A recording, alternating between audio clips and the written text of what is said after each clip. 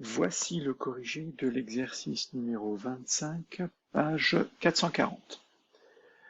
Détermination d'une capacité. Donc ici, un élève souhaite déterminer la capacité inconnue d'un condensateur à l'aide du montage suivant. Donc on a un montage électrique où il faut connaître cette carte qui est un microcontrôleur. On va imposer une tension entre la masse, qui est marquée GND pour ground en anglais, et donc la tension, hop, et on va aller jusqu'à la borne 8. Donc entre la borne GND et la borne 8 sera imposée une tension que l'on va pouvoir déterminer. Généralement, on va mettre soit 0, soit 5 volts.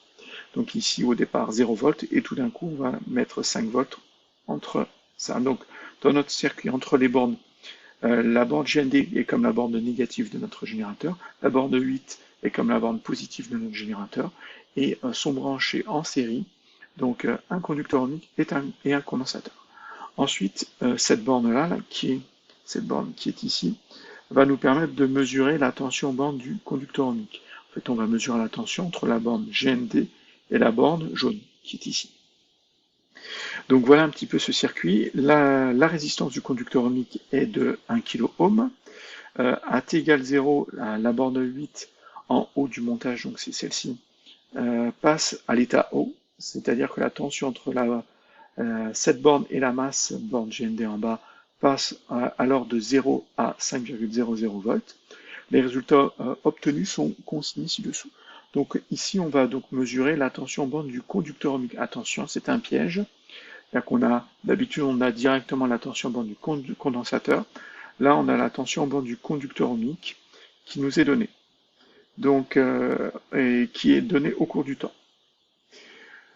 Montrer que l'élève n'a pas besoin de refaire le montage pour obtenir la tension UC aux bornes du condensateur en fonction du temps. Donc d'après la loi des mailles, dans la maille contenant le condensateur, le conducteur ohmique et la source de tension, c'est-à-dire la tension qui est imposée entre la borne 8 et la borne GND, donc ça, ces deux bornes font office de générateur. On va avoir UC, la tension bande du condensateur, plus UR, la tension bande du conducteur ohmique, moins E, la tension bande du générateur, est égal à 0. C'est-à-dire UC est égal à E moins UR. Ça veut dire que si je connais E, si je connais UR, ben finalement je peux connaître UC. Donc à chaque instant, donc si je connais UR et E, on peut en déduire les différentes valeurs prises par UC au cours du temps. Et c'est ce qui va m'intéresser. Je connais les différentes valeurs prises par UR au cours du temps. Elles me sont données ici, dans ces deux tableaux.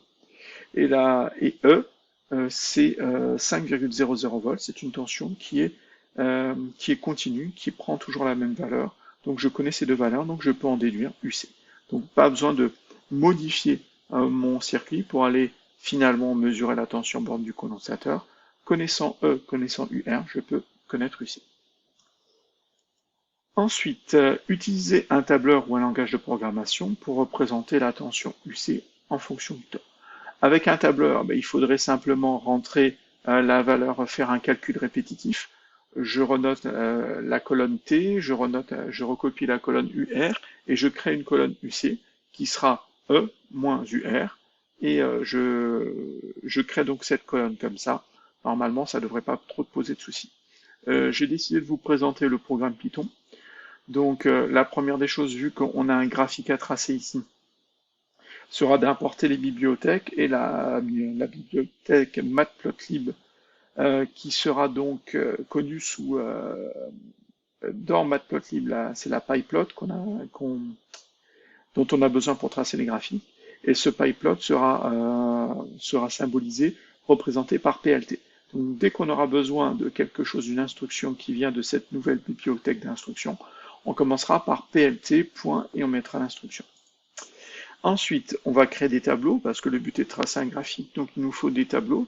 Donc je mets ce qui est connu, je connais le temps, donc c'est simplement recopier le tableau qui m'est donné dans l'énoncé pour le temps et pour UR, qui sont recopiés, et je crée un tableau vide UC. Donc je mets simplement crochet ouvert fermé, je sais que c'est un tableau, je veux remplir de valeurs, et il va falloir remplir de valeurs. Ensuite, je mets la valeur E, je sais que E c'est égal à 5 volts, donc là, les chiffres significatifs, on s'en moque.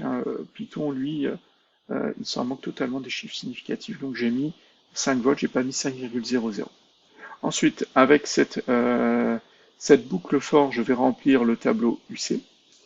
Donc pour toutes les valeurs pour i, compris entre les valeurs 0 à 15, donc en fait il prendra les valeurs 0, 1, 2, 3, 4, 5, 6, 7, 8, 9, 10, 11, 12, 13, 14, il s'arrêtera à 14, il prendra les valeurs de 0 à 14. Je veux que le tableau UC, je veux ajouter, donc le point append, c'est ajouter dans le tableau UC la valeur E, c'est-à-dire 5, moins URI, c'est-à-dire là c'est le tableau UR, je vais chercher la I valeur. Donc au départ, je vais chercher la valeur, vu que I vaut 0, je vais chercher la première valeur du tableau. La première valeur du tableau a pour position 0. Donc, ça veut dire que je vais chercher la valeur du tableau UR en position 0, et la valeur UR en position 0, c'est 5. Donc je fais 5 moins 5, et il rajoute, donc ça fait 0, et il rajoute ça dans le tableau UC. Donc la première valeur, il va rajouter UC. Ensuite, il recommence en prenant pour I la valeur 1. Donc I avait la valeur 0, maintenant I a la valeur 1. Donc, qu'est-ce qu'il va faire? Il va faire E, c'est-à-dire 5, moins la valeur du tableau UR en position 1. Et la valeur dans la position 1, c'est celle-ci, c'est 3,03. Donc, il va faire 5 moins 3,03, il va faire le calcul, il va rajouter cette valeur à la suite dans le tableau UC, et ainsi de suite. Donc, je vais donc créer ici toutes mes... donc, il y a 15 valeurs au total, donc de 0 à 14, dans mes deux tableaux T et UR. Voilà pourquoi j'ai choisi I allant de 0 à 15. Ici, une boucle de 0 à 15, en sachant que le 15 est exclu. Il va de 0 à 14 de façon effective. Maintenant, les instructions pour tracer un graphique sont toujours les mêmes. Le plt.plot, donc plt, je vous rappelle que parce qu'on va chercher les instructions qui existent dans cette bibliothèque-là. .plot, ça me permet de tracer le graphique. Je lui dis que T sera l'axe des abscisses, UC sera l'axe des ordonnées, et que je veux une courbe en bleu. Ensuite, plt.title, je veux que le titre du graphique soit charge du condensateur. plt.grid, je veux qu'il affiche un quadrillage. plt.ylabel, je veux que le titre de l'axe des ordonnées soit UC en volts. plt.xlabel, je veux que le titre de l'axe des abscisses soit temps en millisecondes. plt.show, c'est la dernière instruction qu'il ne faut pas oublier. Je lui demande d'afficher tout ce qu'il a fait. Parce que si je ne le mets pas, il va tout faire, mais sans me l'afficher. Donc, il va créer le graphique tel que je lui ai demandé, mais sans l'afficher. Donc, le plt.show, c'est affiche tout ce que je t'ai demandé de faire. Ensuite, le graphique obtenu est celui-ci, donc avec le langage Python. On me demande donc de déterminer le temps caractéristique de la charge du dipôle RC ainsi constitué. Donc pour obtenir le temps caractéristique tau, on trace la tangente à la courbe à t égale 0, puis on repère le point d'intersection avec l'asymptote horizontale à la courbe. Le temps caractéristique est l'abscisse de ce point. Donc je trace la tangente à t égale 0 à la courbe, je trace l'asymptote horizontale, je regarde le point d'intersection qui est ici, je vais lire son abscisse qui est ici. Et j'obtiens un taux, c'est-à-dire un temps caractéristique de 12,5, environ ici 12,5 millisecondes. Ensuite, question 5. Question 4, pardon, calcul la capacité du condensateur. Calcul la capacité C du condensateur. Je sais que taux est égal à R fois C. Je connais R, je connais taux, je viens de le déduire, donc je vais pouvoir calculer C. C, ça va être taux sur R. Taux, je sais que c'est 12,5 millisecondes, c'est ce que je viens de calculer. Donc, que je replace en secondes, c'est 12,5, 10 puissance moins 3 secondes.